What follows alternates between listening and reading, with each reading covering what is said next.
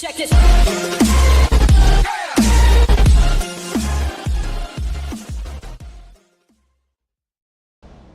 In any field, success at an early age can create elevated expectations.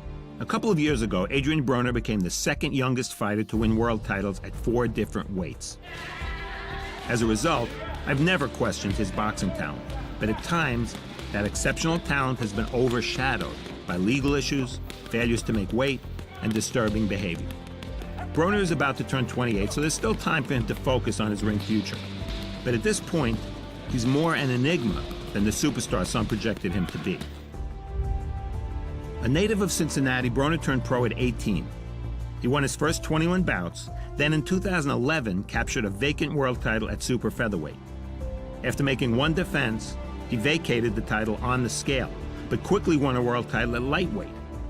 And only 7 months after winning that crown, he made his Showtime debut by challenging welterweight titleist Paulie Malignaggi at Barclays Center in Malignaggi's backyard of Brooklyn.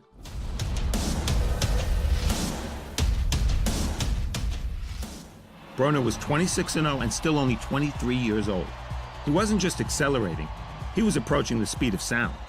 I remember even hearing suggestions that he was the heir apparent to the best fighter in the world, Floyd Mayweather. The Malignaggi fight upped Broner's profile, and not just because he was jumping 2 divisions and trying for a world title in a 3rd weight class. It was an excellent matchup on paper, but that seemed almost secondary because the pre-fight hype was consistently outrageous, always personal, and sometimes even vulgar. Wow. Things getting very interesting early here in Brooklyn.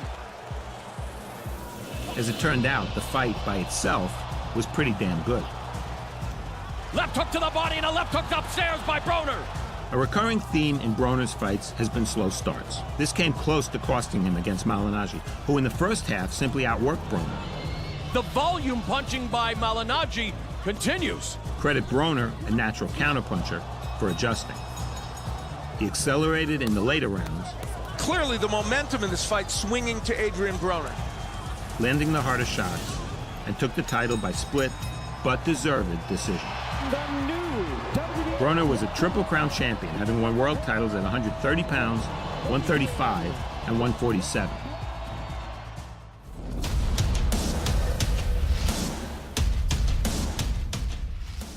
Boxing is a most unforgiving sport. Sometimes a fighter loses a bout, then spends the rest of his career trying to erase that memory from the public's consciousness. In December 2013, Broner defended his welterweight title against Argentinian bomber Marcos Maidana in San Antonio. Maidana was dangerous, but he had been comprehensively outboxed by slick welter contender Devin Alexander, and there was every reason to think Broner was going to do the same thing. The odds makers sure thought so. They made Broner a 5-to-1 favorite to keep the title. Ouch. Suffice to say that Broner had never experienced the type of power and pressure applied by Maidana. Maidana off to a very quick start here. In the second round, Maidana's left hooks repeatedly found their mark. Broner goes down for the first time in his career, and he's hurt. And after rallying in spots, Broner was downed again in the 8th. And the left hook drops Broner for the second time in the fight. Broner showed heart throughout his nightmare of a night, and even managed to take the 12th and final round. They're trading hooks, and right now Broner's is getting there a little quicker. The beatdown, however, was reflected by the official scores, unanimous and wide for Maidana. Broner was no longer unbeaten, and while he's gone on to win 6 of 7 and added a world title in a 4th division, it can be argued that he's never fully recovered.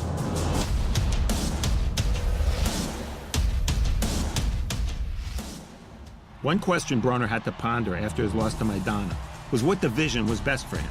In May 2014, he hinted at the answer, dropping down to super lightweight, or 140 pounds, for his showdown with Carlos Molina. Broner, a 3-division champion, making his debut at 140 pounds. Again, a slow start. But from the 4th round on, Broner dominated with superior hand speed, combination punching, and ring generalship en route to a 10-round decision win.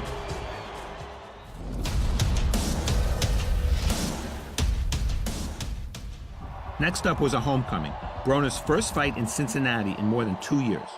There was plenty of bad blood between Broner and Emmanuel Taylor leading up to their 12-rounder, culminating in a nasty final press conference. The official fight was equally high-spirited with a familiar storyline. Taylor won several of the early rounds, backing Broner to the ropes in an effort to apply the swarming tactics that had been used so successfully by Maidana. I don't think Broner wants to languish on those ropes too much in this fight. Over the second half, however, Taylor decelerated. Good work by Adrien Broner. And the crowd here loving every second of it. Then in the 12th round, the two went toe-to-toe, and Broner closed the show, much to the delight of the hometown crowd. 20 seconds left. Broner, oh, he knocks him down in the 12th with a beautiful right uppercut. Wow!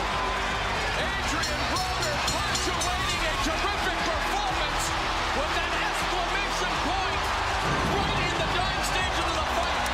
Beautiful.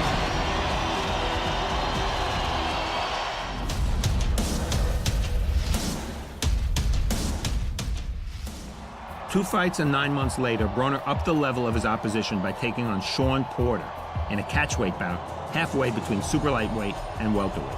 The superb matchup was a crossroads bout. Two young, high-profile former champs meeting in primetime TV on NBC. Very early on, a familiar pattern emerged.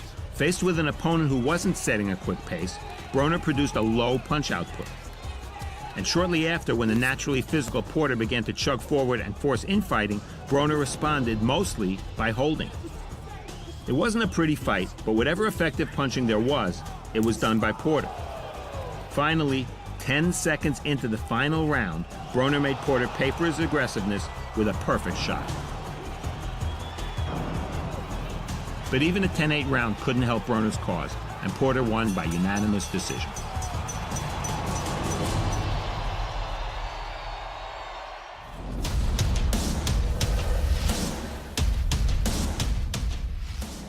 Before Broner could try once more to re-establish himself as one of boxing's best, there was unfinished business to tend to. In winning 3 different world titles, Broner had skipped over the 140-pound division. The WBA super lightweight title was vacant, and in October 2015, Broner clashed with Russia's Khabib Alakverdiev, who had previously held the same title. The bout first began to heat up in the third, with both fighters scoring repeatedly with right hands. But as the rounds mounted, it was Broner who was doing the most damage, as evidenced by Alakverdiev's face. Broner picking up the pace, now beginning to show signs of the Adrien Broner we've seen in the past. The fans in Cincy enjoying every second of it. In the 7th, Broner even found time to interact with the crowd. Now Broner's talking to Paulie Malignaggi here at ringside. He's having fun, though. This is how he gets in his rhythm. And Broner just winding up, teeing off, lands the right through the guard. Down the stretch, Broner dominated.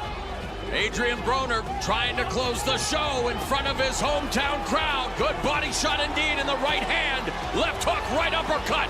Broner, and that's enough. And when he halted Alakverdiev in the 12th, I was reminded of a simple fact. If Broner could fight every round the way he fights the last round, he'd be unstoppable. One of only 16 fighters to have won world titles in 4 divisions, Broner was a champion again, but not for long.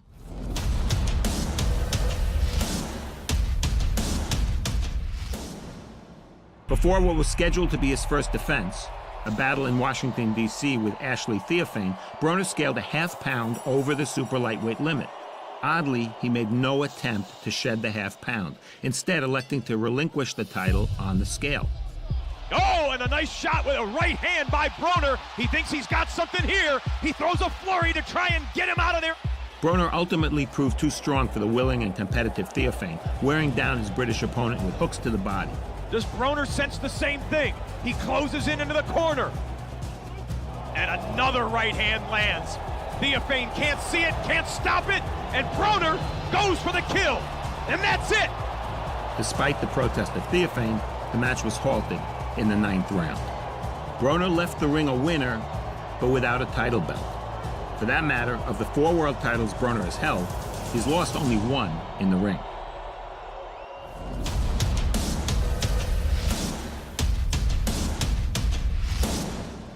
Ten months after beating Theophane, Broner returned for his first fight as a full-fledged welterweight in 4 years. His opponent, Adrian Granados, was a plucky sort, the type of fighter who figured to bring out the best in Broner. At times, Granados did just that, while fighting very well himself. Granados mixed movement with sudden attacks, and while he was the busier fighter throughout, Broner was more accurate and landed what were undoubtedly the heavier punches. Countered left hand by Broner. As usual, Broner did well in the later rounds. Now Broner measuring up Granados. And at the final bell, most observers felt the fight could go either way. Indeed, it was a split decision, with the winner, ADRIEN BRONER. Broner is now 27 years old. He'll turn 28 the day before his next fight, a 140-pound rumble with lightweight champ Mikey Garcia, who's moving up in weight for this battle. This is a critical moment for Broner. It might seem harsh to label a fighter who's won world titles in 4 weight classes an underachiever. But if Broner is going to be considered among the best in the world, he has to beat at least some of the best in the world. The undefeated Mikey Garcia is certainly among the very best. In fact, he's a prohibitive favorite to defeat Broner. This is exactly the type of opportunity Broner needs at this point in his uneven career. On July 29,